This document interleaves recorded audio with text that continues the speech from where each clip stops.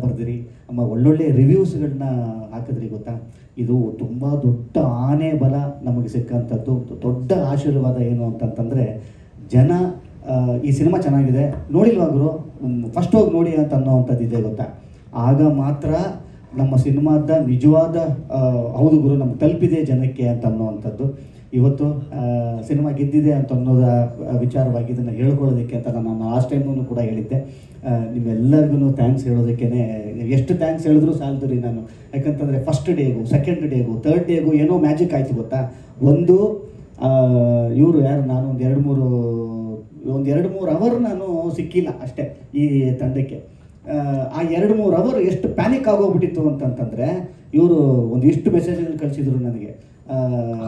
ನಾನು ಯಾವುದನ್ನು ತೆಗೆದು ಸೈಡ್ಗೆ ಇಟ್ಬಿಟ್ಟಿದೆ. ಅಂದರೆ ಇನ್ನೊಂಚೂರು ಏನೋ ಆಗಬೇಕಾಗಿತ್ತು. ಅಂದರೆ ಆ್ಯಕ್ಚುಲಿ ನಮ್ಮ ತಲುಪಿಸ್ಬೇಕಾಗಿದ್ದಂಥ ಟೈಮಲ್ಲಿ ನಮ್ಗೆ ಆಗಲಿಲ್ಲ, ಅದೊಂದು ವಿಚಾರ. ಅದಾದಮೇಲೆ ಅವ್ರದ್ದೊಂದು ಮೆಸೇಜ್ ಬರುತ್ತೆ, something magic is happening sir ಅಂತ. ನನಗೆ ಅವಾಗಲೂ ನಂಬಿಕೆ ಇಲ್ಲ. ಅಂದರೆ ಇದೊಂದು ಆಶಾಭಾವನೆ ಇರುತ್ತೆ, ಬಟ್ ನಿಜ ಆಗಲಿ ಅಂತ ಅನ್ನೋವಂಥದ್ದು. ನಾನು ಹಂಗೂ ಕಳಿಸಿದ್ದೀನಿ. ಆಮೇಲೆ ಯಾವತ್ತೋ ಒಂದು ದಿವಸದಲ್ಲಿ ಅದನ್ನು ಸ್ಕ್ರೀನ್ಶಾಟ್ ಶೇರ್ ಮಾಡ್ತೀನಿ ನಿಮಗೆ. ಅದನ್ನು ಖಂಡಿತ ಮಾಡ್ತೀನಿ ನಾನು. ಯಾಕಂದರೆ ಏನೋ ನವನೀತ್ ಒಳ್ಳೇದಾದರೆ ಸಾಕು ಹಿಂಗೆ ಅಂದಿದ್ದೀನಿ. ಆ್ಯಕ್ಚುಲಿ ಹಂಗೆ ಶುರುವಾದಂಥದ್ದು ಒಂದು ಚೆನ್ನಾಗಿದೆಯಂತೆ, ತುಂಬ ಚೆನ್ನಾಗಿದೆಯಂತೆ, ಸಿನಿಮಾ ಹಿಟ್ ಅಂತೆ ಅಂತ ಬರುತ್ತೆ ಗೊತ್ತಾ. ಇದು ನಿಜಕ್ಕೂ ಕೂಡ ಅದು ಮ್ಯಾಜಿಕ್ ಅಲ್ಲ, ದೇವರ ಆಶೀರ್ವಾದ, ನಿಮ್ಮೆಲ್ಲರ ಪ್ರೀತಿ. ಇಷ್ಟು ಜನರು ನೀವು ನನ್ನ ಮೇಲೆ ಇಟ್ಟಿರೋವಂಥ, ಈ ತಂಡದ ಮೇಲೆ ಇಟ್ಟಿರೋವಂಥ ಒಂದು ಪ್ರೀತಿ. ಯಾಕಂತಂದರೆ ಸಿನಿಮಾನ ರಿಲೀಸ್ ಮಾಡೋ ಹಂತದಲ್ಲಿ ರಿಲೀಸ್ ಮಾಡೋದಕ್ಕೇ ಎಷ್ಟೆಲ್ಲ ಕುಸ್ತಿಗಳಾಯಿತು ಅಂತ ಅನ್ನೋವಂಥದ್ದು ತರುಣ್ ಅವರೊಬ್ಬರಿಗೇ ಗೊತ್ತು. ಯಾಕಂದರೆ ಅವರೊಬ್ಬರೇ ಆ ಶೋಲ್ಡರ್ ಮೇಲೆ ಭಾರನ ತೊಗೊಂಡಂಥವ್ರು. ಇವತ್ತು ನನಗೆ ಫಸ್ಟು ಬೇಕಾಗಿದ್ದಿದ್ದು ಇವ್ರ ಮುಖದ ಮೇಲೆ ನಗು. ಯಾಕಂದರೆ ಇವತ್ತು ಇವರು ಮತ್ತು ಅವರು ನಗ್ತಾ ಇದ್ದಾರೆ ಅಂತ ಅನ್ನೋದಾದರೆ ಇವತ್ತು ಇಷ್ಟು ಜನರು ಸಾರ್ಥಕತೆಯ ವಿಚಾರ. ಒಬ್ಬ ನಿರ್ಮಾಪಕ ನಗಬೇಕು ರೀ. ನಿರ್ಮಾಪಕ ನಕ್ಕ ಅಂತಂದರೆ ಅದು ನಿಜವಾದ ಸಕ್ಸಸ್ ಅನ್ನೋವಂಥದ್ದು. ಇವತ್ತು ಒಬ್ಬ ನಿರ್ಮಾಪಕ ನಗ್ತಾ ಇದ್ದಾನೆ ಅಂತ ಅನ್ನೋದಾದರೆ ಖಂಡಿತವಾಗ್ಲೂ ನೀವೆಲ್ಲರೂ ಅವ್ರಿಗೆ ಕೊಟ್ಟಿರುವಂಥ ಆಶೀರ್ವಾದ ಅದು, ನೀವು ಕೊಟ್ಟಿರುವಂಥ ಪ್ರೀತಿ ಅದು. ಅದನ್ನು ಉಳಿಸ್ಕೊಂಡು ಹೋಗುವಂಥ ಕೆಲಸ ಖಂಡಿತವಾಗ್ಲೂ ಮುಂದಿನ ಸಿನಿಮಾಗಳಲ್ಲಿ ಇನ್ನೂ ಹೆಚ್ಚು ಶಕ್ತಿ ಹಾಕಿ, ಇನ್ನೂ ಹೆಚ್ಚು ಎಫರ್ಟ್ ಹಾಕಿ, ಇನ್ನೂ ಹೆಚ್ಚು ಲವ್ ಹಾಕಿ ಮಾಡುವಂಥ ಶಕ್ತಿನ ನೀವು ನನಗೆ ಕೊಟ್ಟಿದ್ದೀರಿ, ನಮಗೆ ಕೊಟ್ಟಿದ್ದೀರಿ. ನೀವು ನನಗೆ ಕೈ ಬಿಟ್ಟಿಲ್ಲ. ಇದಕ್ಕೆ ಅರ್ಹವಾದಂಥ ಒಂದು ಟೀಮ್ ಇದಾಗಬೇಕು ಅಂತ ಅನ್ನೋ ನಿಟ್ಟಿನಲ್ಲಿ ಮುಂದೆ ನಾವು ಸಾಗುವಂಥ ಎಲ್ಲ ಶಕ್ತಿನೂ ಕೂಡ ನಿಮ್ಮಿಂದನೇ ನಮಗೆ ಬಂದಿರುವಂಥದ್ದು.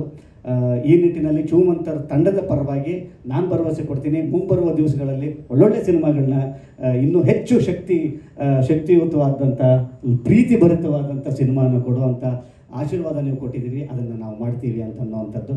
ದರ್ಶಿನಿಯವ್ರಿಗೆ ಈಗ ಸಾಂಗಿನ ವಿಚಾರಕ್ಕೆ ಬರ್ತೀನಿ.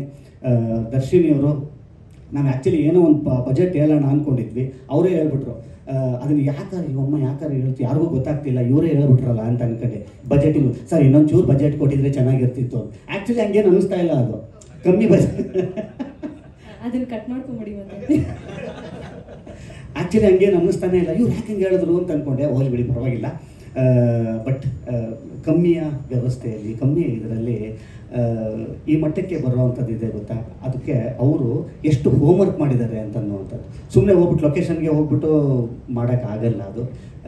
ಅವರೆಷ್ಟು ಚೆಂದ ಹೋಮ್ವರ್ಕ್ ಮಾಡಿದ್ದಾರೆ ಅಂತಂದರೆ ಅವ್ರ ಬಾಯಲ್ಲೇ ಹೇಳಬೇಕು, ಇದು ಸ್ವಲ್ಪ ಕಮ್ಮಿ ಖರ್ಚಲ್ಲಾಗಿದೆ ಅಂತ. ಇಲ್ಲಾಂದರೆ ಗೊತ್ತೇ ಆಗ್ತಾ ಇರಲಿಲ್ಲ.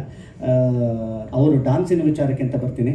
ಅವರು ನನ್ನ ಮೊದಲನೆಯ ಇದಕ್ಕೆ ಇದಕ್ಕೆ ಫಸ್ಟ್ ಸಾಂಗಿಗೆ ಇವರು ರಿಹರ್ಸಲ್ಗೆ ಅಂತ ಆಯ್ತು. ಯಾರು ದರ್ಶಿನಿ ಅಂತ ಸರ್, ಒಂದು ಹೊಸ ಹುಡುಗಿ ಡ್ಯಾನ್ಸು ಮಾಡ್ತಿದ್ದಾರೆ. ಓಕೆ ಪರವಾಗಿಲ್ಲ. ನನಗೆ